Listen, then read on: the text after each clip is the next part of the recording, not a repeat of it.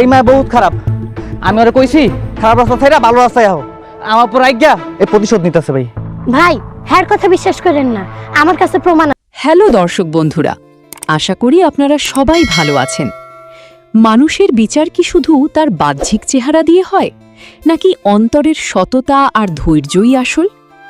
Eagle মিউজিকের ব্যানারে নির্মিত ইসলামিক নাটক বদসুরুত ঠিক এই প্রশ্নটিই আমাদের সামনে তুলে ধরে। গল্পের কেন্দ্রে রয়েছে এমন একটি পরিবার যারা ভুল বোঝাবুঝির গোলকধাঁধায় বন্দী।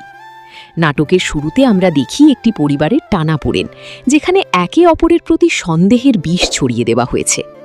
কিন্তু সবকিছুর আড়ালে যে আরেকটি অদৃশ্য ষড়যন্ত্র কাজ করছে, তা কি পরিবারের সদস্যরা আদৌ বুঝতে পারছে?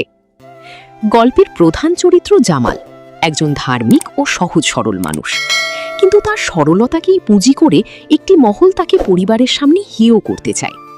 জামালের স্ত্রী মরিয়ম এবং পরিবারের অন্য সদস্যরা ভুল তথ্যের ভিত্তিতে জামালের প্রতি বিরক্ত।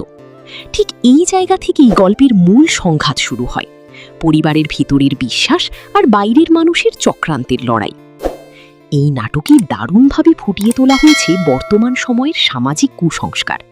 কারো কথা না শুনেই তাকে দোষী সাব্যস্ত করা, পারিবারিক অশান্তি এবং একে অপরের প্রতি অবিশ্বাসের পরিণাম কতটা ভয়াবহ হতে পারে তা নাটকের মাঝপথে আমরা দেখি জামালের জীবনের সবচেয়ে কঠিন সময়। ষড়যন্ত্রকারীরা একের পর এক ফাঁদ পাতে যাতে সে সামাজিকভাবে বিচ্ছিন্ন হয়ে পড়ে। কিন্তু সত্যের পথ যে সবসময় কঠিন, তাও নাটকের দৃশ্যগুলোতে চমৎকারভাবে উঠে এসেছে। জামালের ওপর চালানো শারীরিক ও মানসিক নির্যাতন যখন চরমে পৌঁছায়, তখন কি সে তার সততার প্রমাণ দিতে পারবে, নাকি ষড়যন্ত্রকারীদের চক্রান্তই সফল হবে? গল্পের মোড় ঘুরে যায় যখন জন হা সত্য প্রকাশের সময় আসে। যারা চক্রান্ত করেছিল তাদের মুখোশ উন্মোচন কি সত্যিই কি সম্ভব হবে? নাটকের শেষাংশের লেখক ও পরিচালক যে বার্তাটি দিতে চেয়েছেন তা হল, মানুষের বিচার করতে তাড়াহুড়ো করা উচিত নয়। জামালের চরিত্রটি শেষ পর্যন্ত যে দৃঢ়তা দেখায় তা দর্শকদের চোখে জল আনতে বাধ্য করে।